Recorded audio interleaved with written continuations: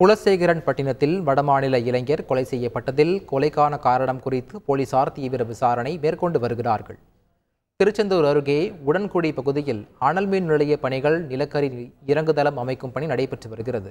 இங்கு பீகார், ஒடிசா, மேற்கு வங்காளம், குஜராத்தைச் சேர்ந்த தொழிலாளர்கள் வேலை பார்த்து வருகிறார்கள்.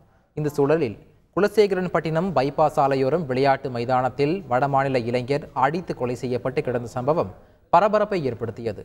கொலை குறித்து போலீஸ் விசாரித்ததில் கொல்லப்பட்டவர் ஒடிசாவைச் சேர்ந்த விகாஸ் பிகிரா என அடையாளம் தெரிய வந்துள்ளது. குலசையில் தங்கியிருந்த பணி செய்து வந்தவர் கொல்லப்பட்டு இருக்கிறார்.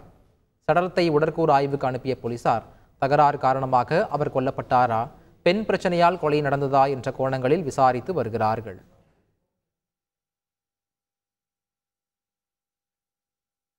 மாணவர்களுக்கு பாலியல் சீண்டல் அளித்த ஆசிரியரை போக்சோவில் கைது செய்ய கோரி பெற்றோர் மற்றும் மாணவர்கள் பள்ளியை முற்றுகையிட்டனர்.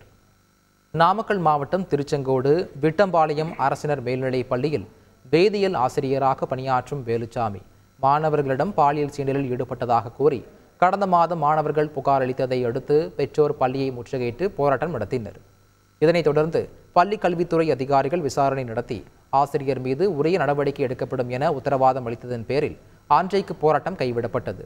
இந்நிலையில் ஆசிரியர் மீது எந்த நடவடிக்கையும் எடுக்காமல் மீண்டும் பள்ளியில் பணியில் இருப்பதை அறிந்த பெற்றோர் மற்றும் மாணவர்கள் நாம் தமிழர் கட்சியினருடன் இணைந்து பள்ளியை முற்றுகையிடும் போராட்டம் நடத்தினர்.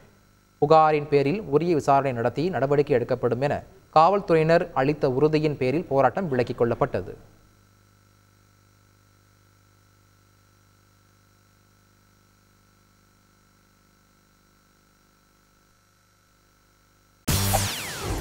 செய்திகளை உடனுக்குடன் தெரிந்து கொள்ள உடனே சப்ஸ்கிரைப் பண்ணுங்க.